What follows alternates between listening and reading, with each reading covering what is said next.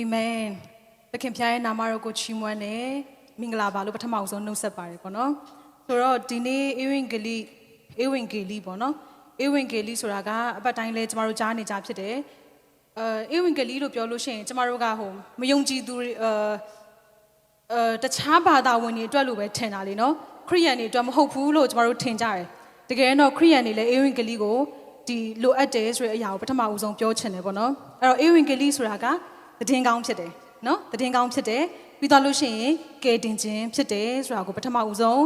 နားလည်စေချင်တာဖြစ်ပါတယ်လို့အဲ့တော့ကျမ်းပိုက်တွေတော့အများကြီးမပြောတော့ဘူးအပတ်တိုင်းမှာကျမ်းပိုက်တွေနဲ့တခြားညီကိုမောင်နှမတွေလည်းပြောရဲဆိုတော့ကျမ်းပိုက်အများကြီးတော့ကျွန်မထည့်ပြီးမပြောတော့ဘူးဒါပေမဲ့အချက်တိုင်းမှာတော့ကျမ်းပိုက်တွေရှိတယ်ပေါ့နော်အဲ့တော့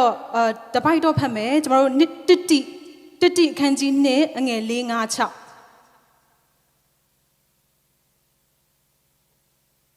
တစ်တီအခန်းကြီး2အငယ်4 5 6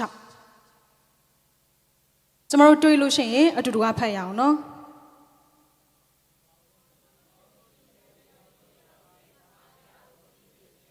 ဘုရားသခင်တို့တော်ရှိဘုရားသခင်တဆူတည်းရှိတော်မူဘုရားသခင်နဲ့လူတို့၏စัจ जा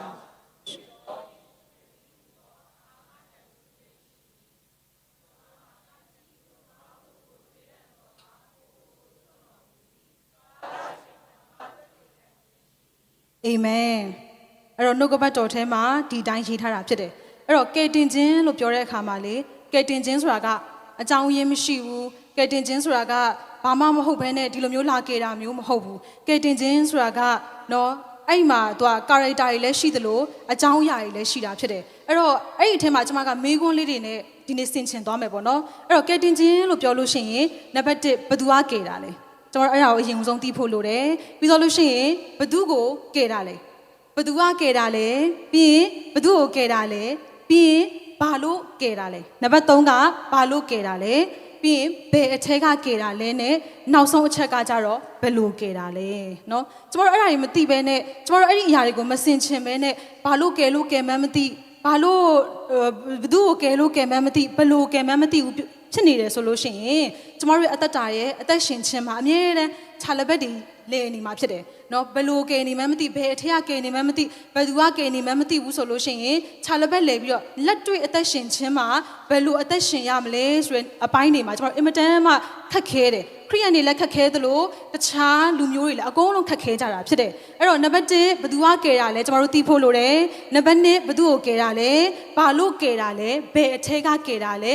ဘယ်လိုကယ်တာလဲပေါ့နော်အဲ့တော့ပထမဦးဆုံးအနေနဲ့ဘသူကကယ်တာလဲလို့ပြောလို့ရှိရင်ကျမတို့အပတ်တိုင်း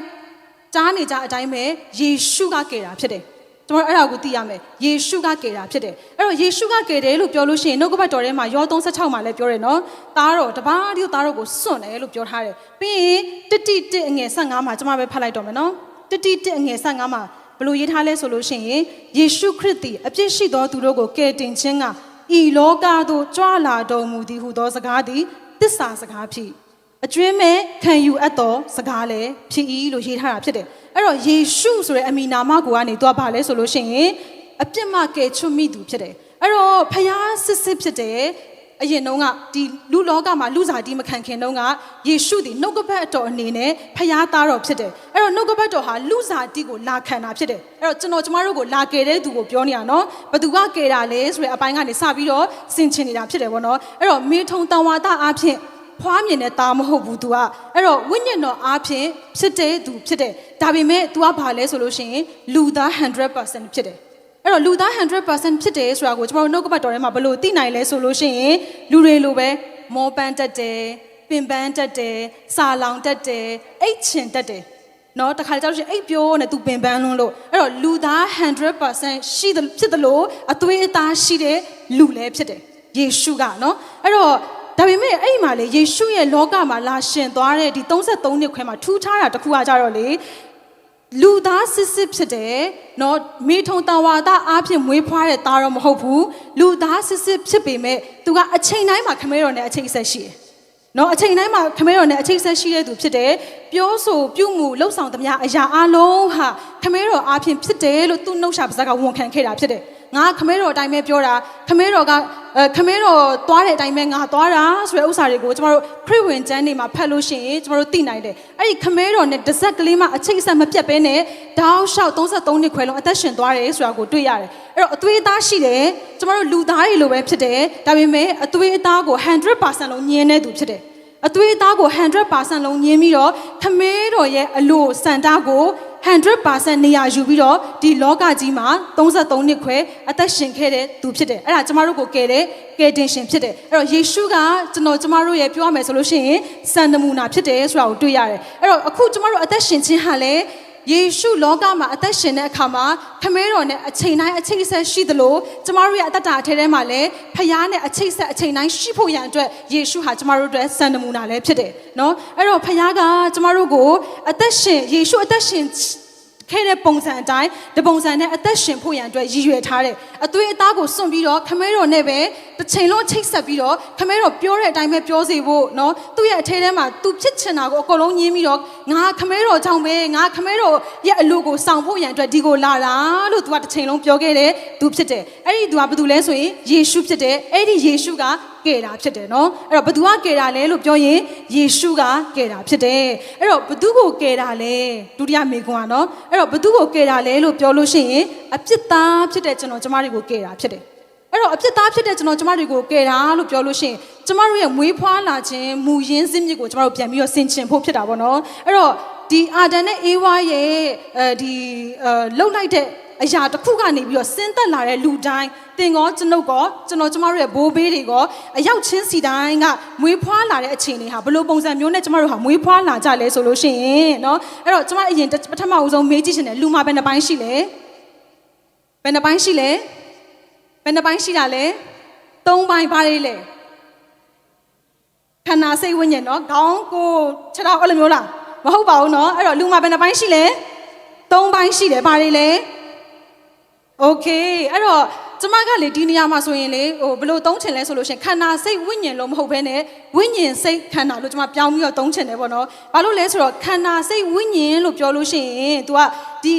ီဖခင်ရဲ့အလုံးလုံးနေရကြတော့လေ तू ကခန္ဓာကနေတဆင့်လောက်တာမဟုတ်ဘူး तू ကဝိညာဉ်ထဲကနေအလုံးလောက်တာဖြစ်တယ်ဝိညာဉ်ပြီးမှစိတ်ပြီးမှခန္ဓာကိုပြန့်ဝင်သွားပြီးတော့အတွင်းထဲကနေအပြင်ကိုယိုစိတ်ပြီးအလုံးလောက်တာဖြစ်တယ်ဒါပေမဲ့နှဆိုးကကြတော့အလုံးလုံးရင်ဘယ်လိုလုပ်လဲဆိုရင်ခန္ဓာကနေအလုံးလောက်တာဖြစ်တယ်အဲ့တော့ခန္ဓာကနေကျမတို့အကြည့်တွေအမြင်တွေအကြားတွေเนาะအပြောအဆိုတွေကနေအလုပ်လုပ်ပြီးတော့ကျမတို့ရဲ့စိတ်နှလုံးကညှဉ်းညူးလာတယ်ပြီးရင်ကျမတို့အတွင်းဝိညာဉ်ကပါညှိုးငယ်လာတယ်အဲ့ဒါကနတ်ဆိုးရဲ့အလုပ်လုပ်နည်းဖြစ်တယ်အဲ့တော့နတ်ဆိုးအလုပ်လုပ်လို့ရှိရင်သူက outside in အလုပ်လုပ်ပြီးတော့ဖျားအလုပ်လုပ်လို့ရှိရင်တော့သူက inside out အလုပ်လုပ်တာဖြစ်တယ်အဲ့တော့ကျမတို့အဲ့ဒါကိုပြန်ပြီးတော့ပြောမယ်ဆိုလို့ရှိရင်ကျမတို့မှာ၃ပိုင်းရှိတယ်ဘာတွေလဲဆိုရင်ဝိညာဉ်စိတ်ခန္ဓာပြန်ပြောကြည့်အောင်ဘာနဲ့လဲ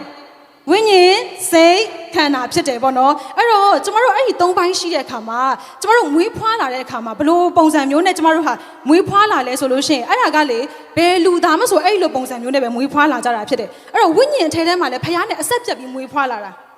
ကျမတို့ရဲ့ဒီအနက်တိုင်းဆုံးတစ်ပိုင်းဖြစ်တဲ့ဝိညာဉ်ပေါ့နော်ဒီကျမတို့သတင်းတွေမှာဖတ်လိုက်လို့ရှိရင်တော့သူကကိုယ်စိတ်နှပြချမ်းသာချမ်းသာကြပါစေလို့တော့ပြောကြတယ်ဒါပေမဲ့တကယ်တော့အတွင်းဝိညာဉ်ရှိတယ်ဆိုတဲ့ဥစ္စာကိုလည်းကျမတို့ယုံကြည်ဖို့ဖြစ်တယ်အဲ့ဒါကိုအဲ့အတွင်းဝိညာဉ်ရှိသေးတယ်ဆိုတာအတွင်းဝိညာဉ်ကတော့တခြားအပြင်စကားနဲ့ပြောမယ်ဆိုလို့ရှိရင်လိပ်ပြလို့လည်းသူတို့ပြောကြတာပေါ့နော်အဲ့တော့အဲ့အတွင်းဝိညာဉ်ဟာဖျားနေရာယူဖို့ဖျားကကျမတို့ကိုဖန်ဆင်းထားပေးမယ်လေကျမတို့မွေးဖွားလာတဲ့အခါမှာလေအဲ့ဒီဝိညာဉ်ဟာဖျားနဲ့အဆက်ပြတ်ပြီးမွေးလာတာဖြစ်တယ်ပြီးရင်ကျမတို့စိတ်နှလုံးကလည်းအင်မတန်မှမဲမောင်ညစ်ညူးတယ်ကျမတို့မွေးဖွားလာကြတဲ့ကမဲမောင်ညစ်ညူးတယ်ပြီးလို့ရှိရင်ခန္ဓာကိုယ်ကလည်းခန္ဓာကိုယ်တစ်ခုလုံးကလည်းဘလို့နဲ့မွေးဖွားလာလဲဆိုလို့ရှိရင်အပြစ်ပြည့်ပြီးမွေးဖွားလာတာဖြစ်တယ်အားကြောင့်မလို့ကျမတို့ကလေးလေးတွေမွေးကြတဲ့ကနေရီလာငိုပြီးထွက်လာလားငိုပြီးထွက်လာတယ်လေဟုတ်တယ်မလားဘယ်သူမှဟီးဟာဟာဆိုရီပြီးထွက်လာတယ်ဘယ်သူမှမရှိဘူးမငိုရင်တော့မှမငိုအောင်လို့မလုပ်ပေးရလဲရိုက်ပေးရတယ်လေငိုအောင်လို့ဟုတ်တယ်မလားဒီဆရာဝန်တွေကအဲ့တော့ထွက်လာကြတဲ့ကနေကျမတို့ကအဲ့လိုပုံစံမျိုးနဲ့ပဲထွက်လာကြတာဖြစ်တယ်အဲ့တော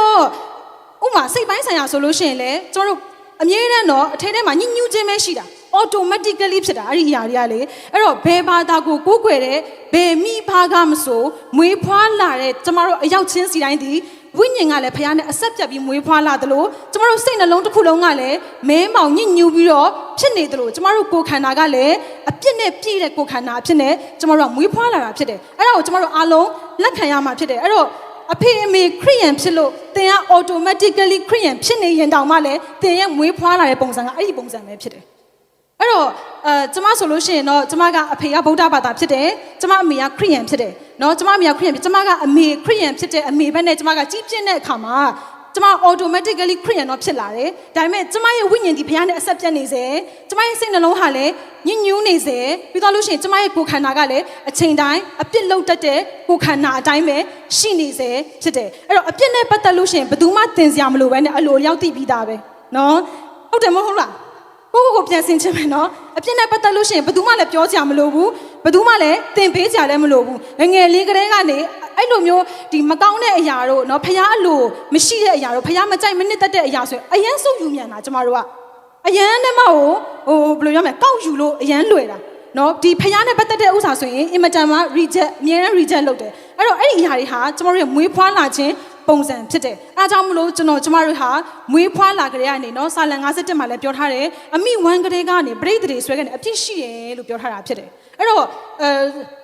့တခြားဥပမာလေးလည်းရှိရလေနော်ဟောင်းတိုင်းခွေးဖြစ်တာတော့မဟုတ်ဘူးဒါပေမဲ့ခွေးဖြစ်လို့ဟောင်းတာလေနော်အဲ့တော့တခြားလူတွေလည်းဟောင်းတတ်တာပဲဒါပေမဲ့ခွေးမဟုတ်ဘူးဒါပေမဲ့ခွေးတိုင်းကတော့ဘာဖြစ်လဲဟောင်းတတ်တယ်အဲ့လိုပဲအဲ့တော့အပြစ်လုံးလို့နော်ဒီအပြစ်သားဖြစ်တာမဟုတ်ဘူးဒါပေမဲ့လူတိုင်းကတော့ဘာလုပ်တတ်လဲအပြစ်လုပ်တတ်တာဖြစ်တယ်နော်အဲ့တော့ဘသူကကယ်တာလဲဆိုလို့ပြောလို့ရှိရင်ယေရှုကလူစားတိခံပြီးတော့နှုတ်ကပတ်တော်ဖြစ်တဲ့ဖခင်သားဟာလူစားတိခံပြီးတော့လာကယ်တာဖြစ်တယ်ဘသူကိုကယ်တာလဲဆိုလို့ရှိရင်အပြစ်သားဖြစ်တဲ့ကျွန်မအရောက်ချင်းစီတိုင်းကိုကယ်တာဖြစ်တယ်သဘောတူပါသလားအပြစ်သားဆိုတာကိုသိလားမသိဘူးသိပါတယ်နော်โอเคဘာလို့ကယ်တာလဲဆိုလို့ရှိရင်ဘာလို့ကယ်တာလဲလို့ပြောလို့ရှိရင်အပြစ်သားဖြစ်လို့ကယ်ရတာဖြစ်တယ်အပြစ်သားဖြစ်လို့ကယ်ရတာဖြစ်တယ်လူသားတိုင်းကကျမတို့အချင်းချင်းအားလုံးကအပြစ်တွေကြီးပဲလေအကုန်လုံးကနော်ဝင်နေဆက်လည်းအပြစ်ရှိတယ်ကျမမိုင်းလည်းအပြစ်ရှိတယ်ဟိုမှာစောအေးလည်းအပြစ်ရှိတယ်အားလုံးကအပြစ်ရှိတယ်အဲ့တော့အပြစ်သားအချင်းချင်းဖြစ်တဲ့အခါမှာအားလုံးဟာသူမသားကိုမသားတွေကြီးပဲလေဘယ်သူမှကိုယ့်ဘာသာကိုအချင်းချင်းမှမကယ်နိုင်တာဒီအချင်းလေးတွေထဲမှာကျမတို့အားလုံးဟာအပြစ်ထဲမှာနုံနစ်နေကြတဲ့သူတွေကြီးပဲလေအားကြောင့်မလို့အပြစ်မရှိတဲ့ဖခင်ကလူသားအဖြစ်လာအသက်ရှင်ပြီးတော့ကယ်ပေးရတာဖြစ်တယ်ဥပမာအနေနဲ့ပြောရမယ်ဆိုလို့ရှိရင်ကျမတို့အကျွေးရှိတဲ့သူအချင်းချင်းကူညီလို့မရဘူးလေဘာလို့လဲဆိုတော့ကျမလည်းအကျွေးရှိနေတယ်တခြားတယောက်ကလည်းအကျွေးရှိနေတယ်ဆိုရင် तू ကျမအကျွေးလာဆက်ရင် तू အကျွေးပို့တင်သွားမှာပေါ့ဆိုတော့အကျွေးလာဆက်ပေးမဲ့သူကဘာဖြစ်ဖို့လို့လဲဆိုရင်အကျွေးလုံးဝမရှိရတဲ့အပြင် तू ကိုယ်တိုင်ကလည်းဘာဖြစ်ဖို့လို့လဲဆိုလို့ရှိရင်ပတ်စံရှိဖို့လဲလိုတယ်လေအဲ့တော့မှ तू ကခေပေးလို့ရမှာပေါ့ဟိုရင်တိုင်ပတ်ကုန်မှာပေါ့နှစ်ယောက်လုံးအဲ့လိုပဲကျမတို့ကလည်းအချင်းချင်းကိုလောကမှာရှိတဲ့လူအချင်းချင်းကိုဘာဖြစ်နေလဲဆိုတိုင်ပတ်တာကယ်ပေးနေတဲ့သူရှိပါတယ်လို့ပြောနေရင်လည်းဘာဖြစ်နေလဲဆိုရင်တိုင်ပတ်နေတာပေါ့နော်အဲ့တော့ဘာလို့လာကြတာလဲဆိုလို့ရှိရင်အပြစ်သားဖြစ်လို့အပြစ်သားအချင်းချင်းမကယ်နိုင်လို့အသက်ရှင်တဲ့ဖခင်ကလာကယ်ပေးရတာဖြစ်တယ်အာမင်အဲ့တော့နောက်တစ်ချက်အနေနဲ့ဘယ်အထဲကနေကယ်တာလဲ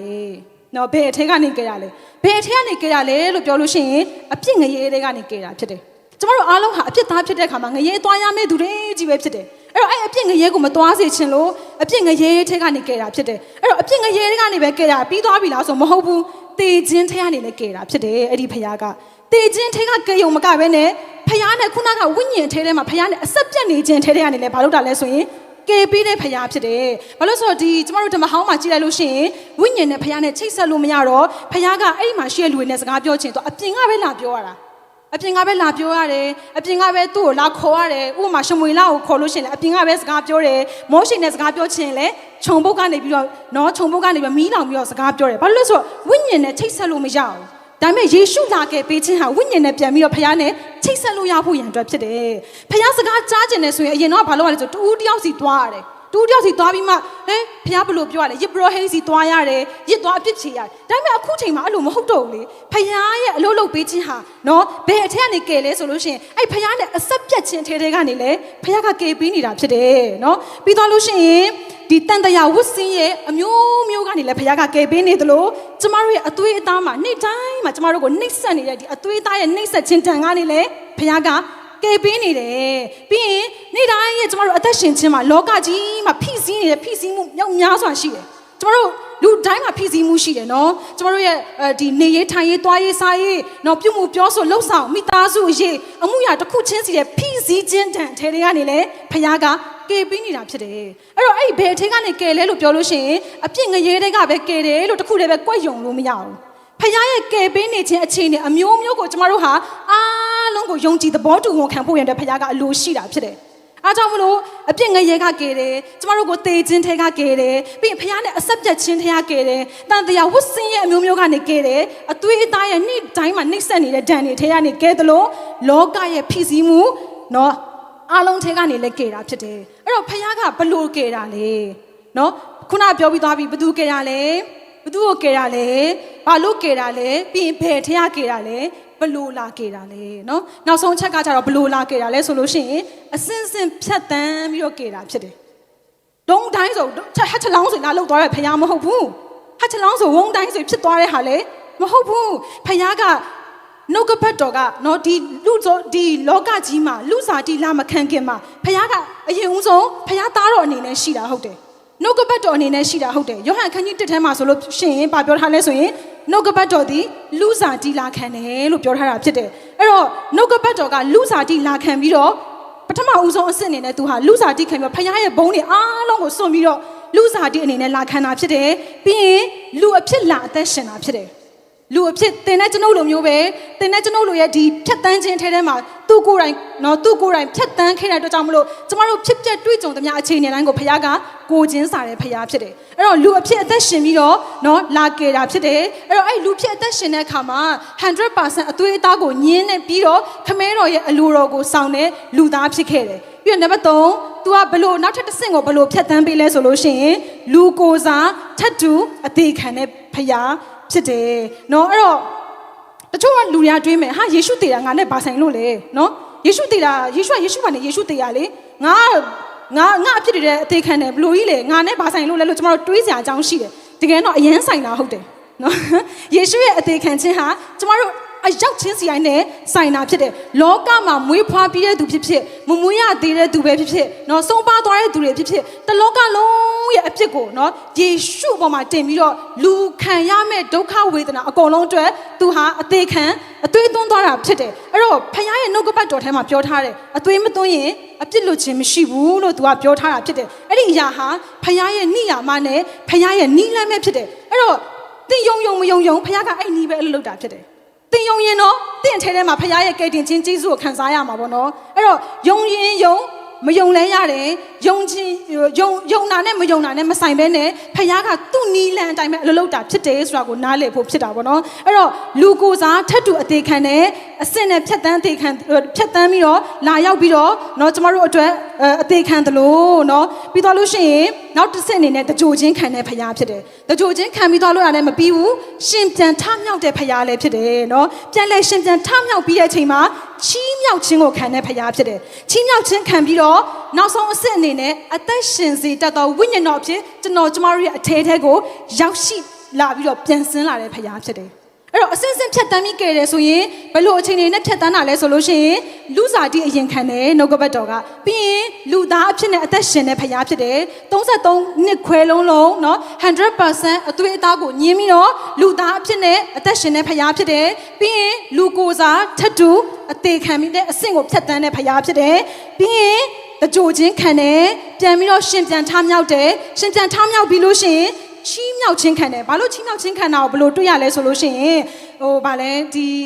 ီသူဂူတွေကနေ3ရက်မြောက်တဲ့နေ့မှာထွက်လာတဲ့အချိန်မှာအမျိုးသမီးတယောက်ကသူ့ကိုဖက်ဖို့လို့တဲ့အခါမှာခဏနေအောင်ငါခမဲတော်နဲ့တွေ့ရအောင်မဲလို့သူပြောတယ်လေနော်အဲ့တော့ချီးမြှောက်ခြင်းခံတဲ့ဖခင်ဖြစ်တယ်ပြီးလို့ရှိရင်ချီးမြှောက်ခြင်းခံရုံနဲ့မပြီးဘူးအသက်ရှင်စေတတ်သောဝိညာဉ်တော်အဖြစ်သင်နဲ့ကျွန်ုပ်တို့ရဲ့အထဲထဲကိုဖခင်နဲ့အချိတ်ဆက်မိအောင်လို့ပြန်ဆင်းလာတဲ့ဖခင်ဖြစ်တယ်အဲ့တော့အဲ့ဒီအရာကဘာလဲဆိုလို့ရှိရင်ဂလာတိ20မှာရေးထားတယ်နော်ငါကကိုယ်တိုင်မရှင်ခရစ်တော်ကငါ၌ရှင်တယ်ဆိုတာကအဲ့ဒီအရာပဲဖြစ်တယ်အဲကြောင့်မလို့အဲ့ဒီ9ချက်ထဲမှာကျမတို့ကဘယ်လိုပြောမလဲတစ်ချက်ပဲကွက်ပြီးတော့ယူလို့မရဘူးလေ2ချက်3ချက်လောက်ပဲကွက်ပြီးယူလို့မရဘူးအဲ့ဒီ9ချက်လုံးကျမတို့ရဲ့အထဲထဲမှာဖြစ်နေတယ်ဆိုတဲ့ဥစ္စာကိုသဘောတူဝန်ခံဖို့ရန်အတွက်ဖခင်ကအလိုရှိတာဖြစ်တယ်အဲ့တော့တချို့ကကြတော့လူအဖြစ်အသက်ရှင်တာကိုလည်းယုံတယ်တကြိုတာကိုလည်းတကြိုချင်းခံတာကိုလည်းယုံတယ်ပြန်ရှင်ပြန်ထမြောက်တာကိုလည်းယုံပေမဲ့လည်းနော်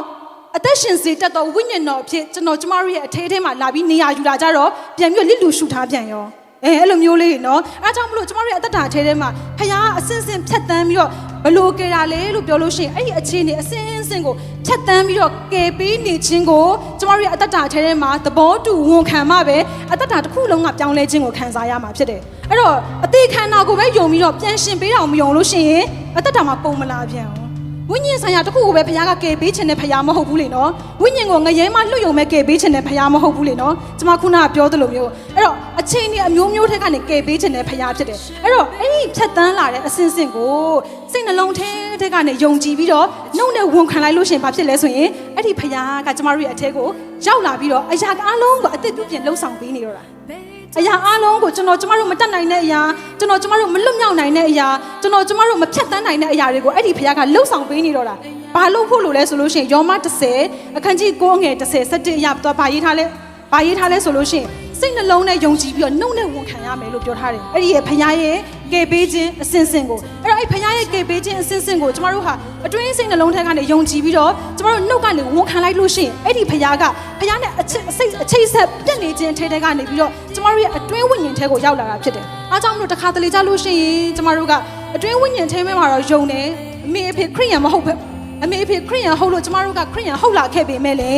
ကျမတို့ရဲ့အထဲထဲမှာနော်ဖခင်ရဲ့ကယ်တင်ခြင်းဂျေဇုကိုကျမတို့သဘောတူလိုက်ပေမဲ့လေကျမတို့ရဲ့အသက်တာထဲမှာပုံမလာတဲ့အပိုင်းတွေအများကြီးရှိသေးတယ်ဘာလို့လဲဆိုလို့ရှိရင်အသက်ရှင်စေတတ်သောဝိညာဉ်တော်ဖြစ်ကျမတို့ရဲ့အတွင်းထဲမှာလာပြီးတော့အသက်ပြုပြင်လှုပ်ဆောင်ပေးနေတဲ့ဥစ္စာကိုသဘောတူဝန်မခံလို့ဖြစ်တယ်ဖခင်ရဲ့ကယ်ပေးခြင်းဆိုတာကအဲ့တပိုင်းမှာပဲပြီးသွားတာမျိုးမဟုတ်ဘူးဖခင်ရဲ့ကယ်ပေးခြင်းဆိုတာကအခုလည်းကယ်ပေးနေစေရှိတယ်နောက်လဲကယ်ပေးအောင်မှာအချိန်တိုင်းမိနစ်တိုင်းစက္ကန့်တိုင်းမှာကယ်ပေးနေတဲ့ဖခင်ဖြစ်တယ်ပေါ့နော်အားကြောင့်မလို့ကျမတို့အတွက်ကိုစားအသေးခံပေးတဲ့ဖခင်ဖြစ်သလိုအခုကျမတို့ရဲ့လက်တွေ့အသက်ရှင်ခြင်းမှာပါရင်ကိုစားရှင်ပေးနေတဲ့ဖခင်ဖြစ်တာဖြစ်တယ်အားကြောင့်မလို့သူ၌ဖြစ်သမျှအရာအလုံးကျမတို့၌ဖြစ်ဖို့ရန်အတွက်နေ့တိုင်းမှာဆက်ပြီးတော့ကယ်ပေးနေတဲ့ဖခင်ဖြစ်တယ်အဲ့ဒီဖခင်ကအင်မတန်မှတန်ရှင်တဲ့ဖခင်ဖြစ်တယ်အင်မတန်မှဖြောင့်မတ်တဲ့ဖခင်လည်းဖြစ်တယ်အင်မတန်မှနှိမ်ချတဲ့ဖခင်ဖြစ်သလိုအင်မတန်မှချစ်သနာတဲ့ဖခင်ဖြစ်တယ်သူ၌ရှိသမျှအရာအလုံးကိုကျမတို့၌ရှိစေဖို့ရန်အတွက်သူတန်ရှင်းသလိုကျမတို့၌တန်ရှင်းဖို့ရန်အတွက်ကယ်ပေးနေတယ်